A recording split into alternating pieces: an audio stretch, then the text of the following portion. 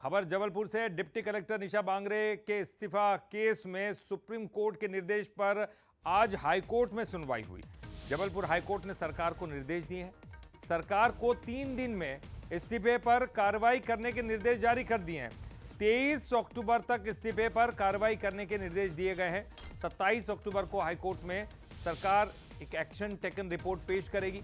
27 अक्टूबर के ही इस मामले पर अगली सुनवाई होगी। तो सुप्रीम कोर्ट ने हाई कोर्ट को निर्देश दिए थे। हाई कोर्ट ने भी अब ये सरकार को निर्देश जारी कर दिए। 3 दिन के अंदर इस्तीफे पर कार्रवाई करने के लिए कहा गया है सरकार को 23 अक्टूबर तक।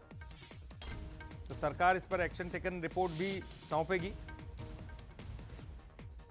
और हमारे संवाददाता, हमारे सहयोगी अमित सोनी इस वक्त हमारे साथ फोन लाइन पर जुड़ गए। अमित, अब लग रहा है कि जल्द से जल्द इस्तीफे के बारे में फैसला हो सकता है। निशा बांगरे, जिनके लिए आमला की जो सीट है वो अभी भी रिजर्व रखी गई है, अभी तक घोषणा नहीं की है।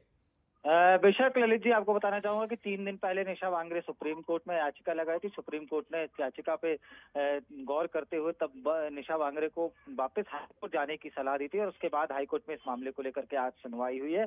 और हाईकोर्ट ने इस मामले को लेकर के राज्य सरकार को भी निर्देश दिए हैं कि जो निशा बांगरे पे चार्जेस लगाए गए हैं इस्तीफे के बाद की निशा बांगरे का इस्तीफा अभी नहीं लिया जा सकता है। निशा बांगरे के खिलाफ डिपार्टमेंटल इंक्वायरी चल रही, तमाम तरह के जो इल्जाम राज्य सरकार के द्वारा लगाए थे उन तमाम इल्जामों को देखते हुए निशा बांगरे ने लास्ट टाइम भी अपने पक्ष में ये कहा था कि यदि सरकार जो भी इल्जाम मेरे पे लगा रही है मैं उनको स्वीकार भी करती हूं और उनकी जो सरकार मेरे को सजा देना चाहती है उसके लिए भी मैं तैयार हूं। लेकिन अभी तक सरकार की तरफ से उनपे जो चार्जेस लगाए गए हैं, जो फ्रेम चार्जेस किए गए हैं, उसका स्पष्टीकरण नहीं दे पाया है। उसी को लेकर के आज हाईकोर्ट ने 3 दिनों की निर्देश दिया कि 3 दिनों के अंदर जो रिपोर्ट है सरकार वो पेश करे। और 27 तारीख को जो एक्शन टेकन रिपोर्ट है कि निशा बांगरे के मामले में सरकार यदि उनका इस्तीफा स्वीकार कर रही है, उनको सजा दे रही है, इन तमाम चीजों को लेकर के 27 तारीख को इस मामले को एक्शन टेकन रिपोर्ट जो है कोर्ट के समक्ष पेश करे। इसी मामले को लेकर के अब जो है 27 तारीख को अगली सुनवाई रखी गई है और वहीं सोमवार तक जो है एक्शन ले रहा है निशा बांगरे के मामले में सरकार को कि निशा बांगरे के मामले में सरकार अमित, तो ये कहा गया है कि या तो इस्तीफे पर सुनवाई करे, या तो इस्तीफा ले, या उसको अस्वीकार करे, इस तरह की बात है, या इस्तीफा को स्वीकार करने वाली बात कही गई है?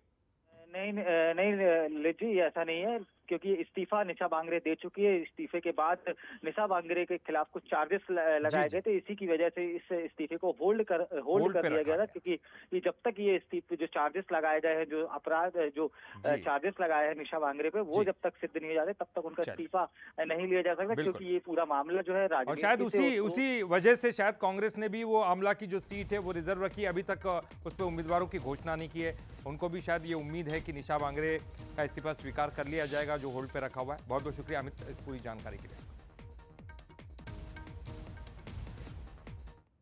खबर